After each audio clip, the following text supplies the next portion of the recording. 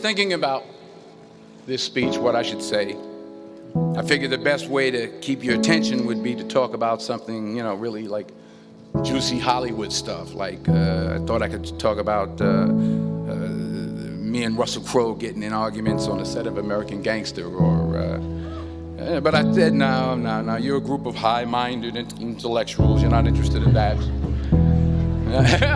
Or maybe not.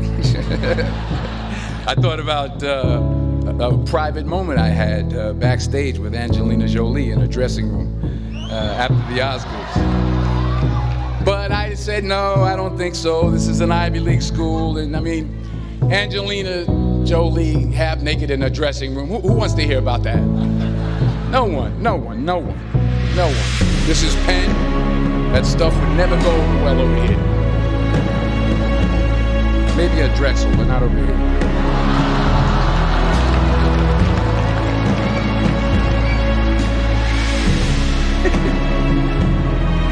I'm in trouble now. So I was back to square one, feeling the pressure. So now you're probably thinking, if it was going to be this difficult, this much pressure, why did I even accept today's invitation in the first place? Well, my son goes here, that's number one. That's a good reason. And I always like to check to see how my money's being spent.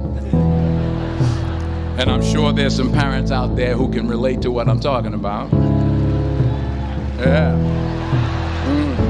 It's everybody upstairs. And there were some other good reasons for me to show up. Sure, I got an Academy Award, but I never had something called a magic meatball after waiting in line for half an hour at the food truck. Yeah? Yes, I talked face-to-face with President Obama, but I never talked face-to-face with a guy named Queter who sings bad songs over at Smokes on Tuesday night.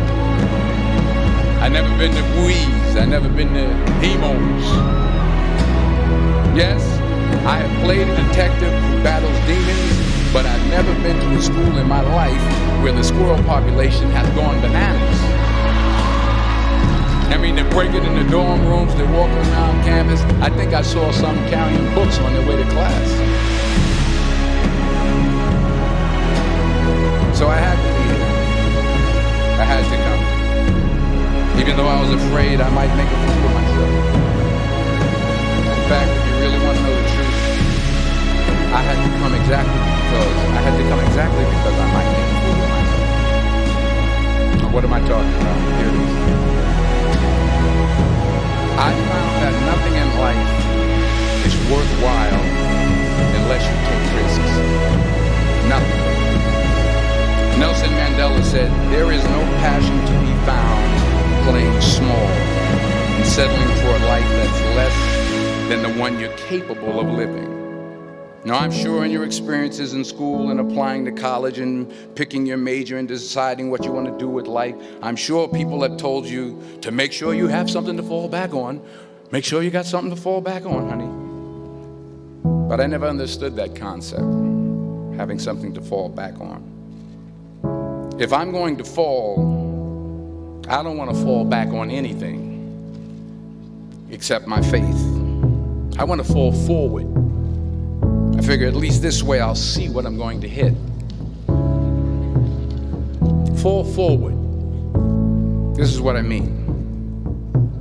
Reggie Jackson struck out 2,600 times in his career, the most in the history of baseball. But you don't hear about the strikeouts. People remember the home runs. Fall forward. Thomas Edison conducted 1,000 failed experiments. Did you know that? I didn't know that. Because the 1,001st was the light bulb. Fall forward. Every failed experiment is one step closer to success. You've got to take risks, and I'm sure you've probably heard that before, but I want to talk to you about why that's so important. I got 3 reasons. First, you will fail at some point in your life. Accept it. You will lose. You will embarrass yourself. You will suck at something. There's no doubt about it. And I know that's probably not a traditional message for a graduation ceremony, but hey, I'm telling you, embrace it, because it's inevitable. And I should know. In the acting business, you fail all the time. Early on in my career, I auditioned for a part in a Broadway musical. Perfect role for me, I thought, except for the fact that I can't sing. So I'm in the wings, I'm about to go on stage, but the guy in front of me, he's singing like Pavarotti. Just going on and on and on. And I'm just shrinking, I'm getting smaller and smaller. So they say, oh, thank you very much, and we'll be hearing from us. So I come out with my little sheet music, and it was Just My Imagination by the Temptations. That's what I came up with. So I hand it to the accompanist, and she looks at it and looks at me, decided to correct it. So I start, that's singing.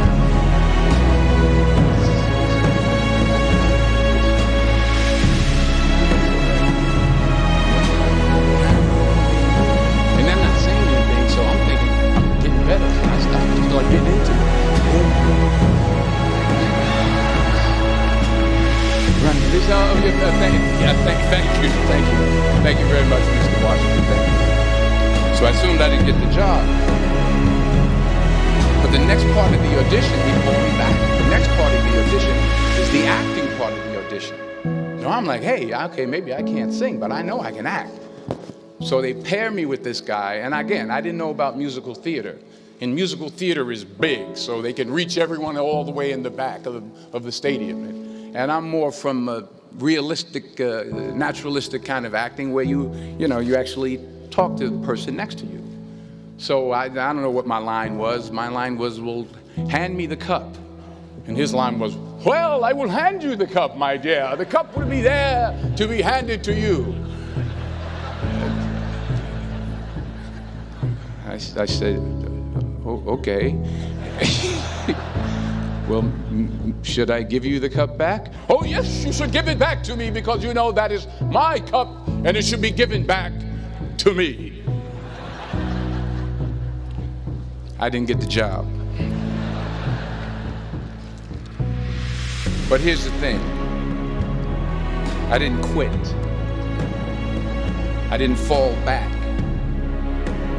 I walked out of there to prepare for the next audition, and the next audition, and the next audition. I prayed. I prayed. And I prayed. But I continued to fail, and fail, and fail. But it didn't matter, because you know what? There's an old saying, you hang around the barbershop long enough, sooner or later you're going to get a haircut. So you will catch a break, and I did catch a break. Last year, I did a play called Fences on Broadway. Someone talked about it. Won the Tony Award. And I didn't have to sing, by the way. But here's the kicker. It was at the Court Theater. It was at the same theater that I failed that first audition 30 years prior.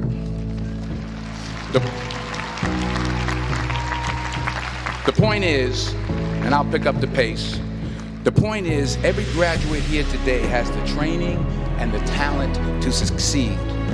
But do you have the guts to fail? Here's my second point about failure. If you don't fail, you're not even trying. I'll say it again. If you don't fail, you're not even trying. My wife told me this great expression. To get something you never had, you have to do something you never did. Les Brown's a motivational speaker. He made an analogy about this. He says, imagine you're on your deathbed, and standing around your deathbed are the ghosts representing your unfulfilled potential. The ghost of the ideas you never acted on. The ghost of the talents you didn't use. And they're standing around your bed, angry, disappointed, and upset. They say, we came to you because you could have brought us to life, they say. And now we have to go to the grave together.